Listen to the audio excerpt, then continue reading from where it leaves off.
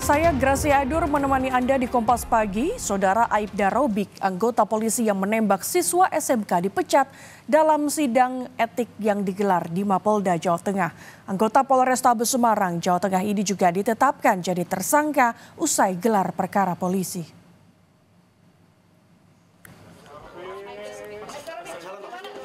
Sidang etik yang berlangsung kurang lebih 8 jam akhirnya memecat dan menetapkan Aibda Robik sebagai tersangka kasus penembakan siswa SMK di Semarang, Jawa Tengah. Menurut Kabid Humas Polda Jateng, atas putusan sidang etik tersebut, Aibda Robik akan melakukan banding. Dan putusannya adalah Aibda R selaku terduga pelanggar ini mendapat putusan PTDH, yaitu pemberhentian tidak dengan hormat. Untuk tadi disampaikan beliau akan banding.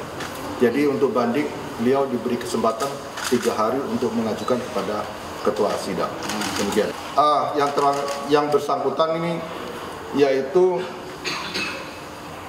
contoh saya melakukan perbuatan tercela, yaitu perbuatan melakukan penembakan terhadap sekelompok orang yang lewat atau kelompok anak yang sedang menggunakan sepeda motor tersebut.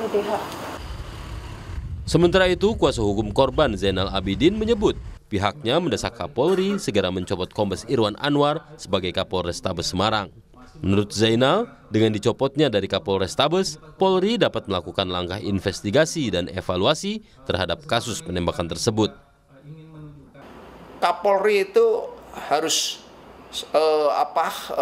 mencopot dia. Ketika sudah tidak di situ, maka pemeriksaannya akan lebih fair. Kapolda Jawa Tengah, Pak Irjen Ribut, menurut saya orangnya masih baik ya.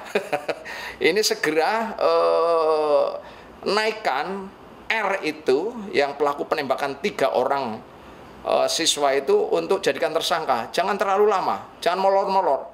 Kapolrestabes ketika dengar pendapat dengan Komisi 3 juga siap dievaluasi, harus dievaluasi betul. Selain kasus polisi tembak pelajar yang melibatkan anak buahnya, nama Kombes Irwan Anwar sebelumnya sempat menjadi sorotan.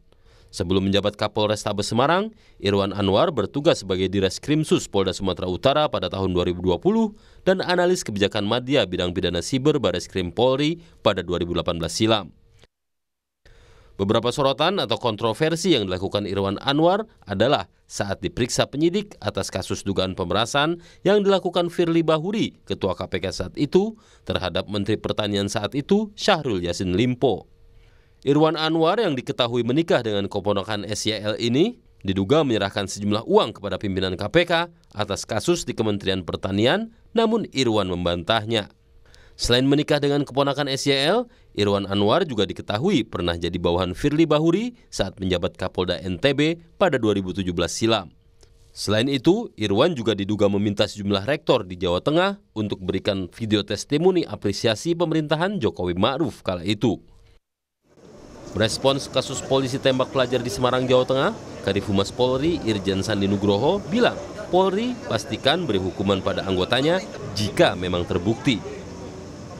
Jadi mohon waktu, hasilnya belum bisa disampaikan karena masih dalam proses. Mudah-mudahan segera bisa tuntas masalahnya dan ini menjadi komitmen Pak Kapolri. Seperti tadi sudah disampaikan pada waktu rilis yang sebelumnya bahwa Bapak Kapolri akan memberikan kepastian hukum kepada anggota yang bersalah akan tidak sesuai dengan ketentuan.